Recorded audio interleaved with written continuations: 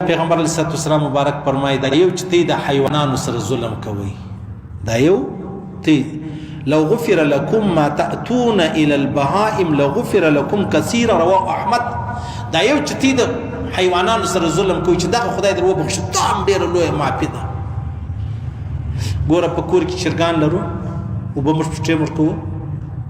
خوراک پټې ورکو نه ورکو په کور کې مو ته میژان لرو راولاش په میژانو باندې لوړه موږ دوا واچو یا رزما کور له میژې راغلی نو اوس په سچم دا ظلم دی کنه دی پیغمبر علیه الصلوۃ والسلام مبارک فرمایي یو نبی بدول یو میژې راپورته کوي مطلب وی خړی چې وی خړی بیا دی راولاړ سلو د میژان ټول شرط ور واچو میژان ټول شرط ور واچو بیا الله ورته فرمایل چې ګناه خو و میژې کړي ولا نو تا ټول ته ولي ور واچو او دا میژان داسې دي چې مطلب هغه یو نبی المنزل راپورته کړی د المنزل ټیم سلو یعنی مطلب یې خوري چې راپورټ د المنزل ټیم مو او بیا بل خبره دا د عزیزانو د عام طور زموږ جنات چې کوم دي جنات پیریانان دا د میژانو سره ډیر تعلق لري پر میژانو باندې به وبنه اچي که ګرمي که یخي میژانو په غار کې به وبنور لکه داغه شو ور بنور اچي په ور به نسوځي دا هغه د جناتو کورونه چې دغه خرابېږي جناتو کورونه خرابېږي څه خدای بزرګان اولیاء ست الله ولا استغفر میژان چرڅ په کې څوم نه پکېږي هغه الته روحاني ډیر تعلق برابر دي کني عام طور دا جایز نه ده چې څوک پر میژانو باندې څه وکي دوا یې ست د سپینه دوا د کده چا په کور کې میژانی پر میژانو لوړه دوا ما اچوا سیدو ته ورته واچو چې دی په هغه خاطر راځي نه د سپینه پونډای بولی کې چې د شیستا چې کوپیکس یا بستي خاطر دغه چې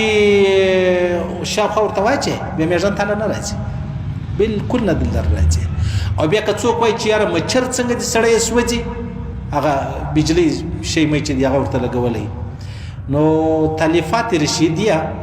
رشید احمد گنگوهی صاحب رحمه الله لیکلی دی چې کوم موزي شی دی ضررمن شی دی هغه پروا نه لري لکه په دا بجلی پیټران باندې چې نسی تاوان دی ضرر دی ولیکن میژان حق څوک نه لري صحیح د مچانو هم تقریبا څوک نه لري ولی مچر مشتي خوري صحیح نو لہذا خبر ده د رسول فرمایي چې صرف د حیوانات د وجه چې موږ بد کړی موږ الله معاف کړي هغه ډیره غټه خبره ده مولا شفاعت تنوی صاحب رحمه الله فرمایي وخت ما یو اسانه مسله رسي رسول اسانه مدین ځان دور هیڅ وزره مې فکر لنه راتلنه ورسار منزل چراو وتلمنو و مې کتل هغه چرګان چې دغه بندو پاکوډي مډي کی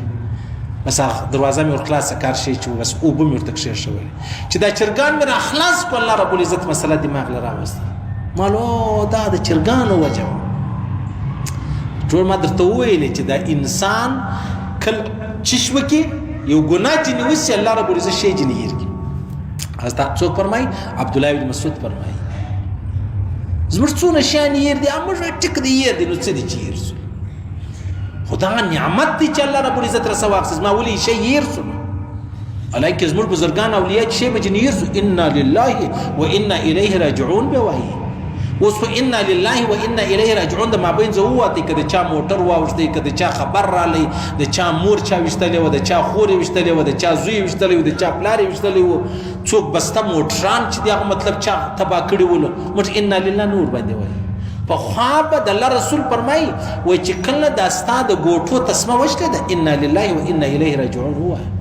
صحابه کرام سره ناس چراغ به بند مړ بس انا لله وانا الیه راجعون پیغمبر صلی الله علیه وسلم یا رسول الله نو چشتي نو خداغم یو ګرم دی عذاب دی داغم یو پریشانی ده چې چراغ ولې بند شو صحیح چونکه زموږ تعلق د هغه لوی عظیم رب سره نستا نو موږ ته مخلوق ډیر لوی معلومیږي او که زموږ د عظیم رب سره تعلق سو بیا به د مخلوق موږ ته هیڅ څه ونه لري بس الله رب العزت خپل احکامات د جناب نبی کریم صلی الله علیه وسلم مبارک طریقې را نصیب کی الله دې مستش یقینونه را نصیب کی هغه یقین دی الله را نصیب کی چې الله او رسول کوم فرمایلی دي الله او رسول د کوم چا تعریفونه د کوم یقین تعریف کړی الله رب العزت مشتمل نصیب کی الله رب العزت زموږ صدا کلمه او ایمان نه اخلي چې څه ګناوې مې کړي دي پر ټولو د الله څخه معافي غواړو، که ښکاره دي که پټ دي، که لوی دي که کوچنی دي، که وختي دي که ناوخته دي، که هغه که په یاد دي کمې یېرې دي، پر ټولو د الله څخه معافي غواړو. الله دې موږ ټولو ته معافي وکړي. الله دې ویل اورېدل قبول منظور وګرځي. الله دې خپل احکامات د جناب نبی کریم صلی الله علیه وسلم مبارک ته را نصیب کړي. الله دې پر دې تور موږ ته مرګ راکړي چې موږ مرو دا وایي لا اله الا الله محمد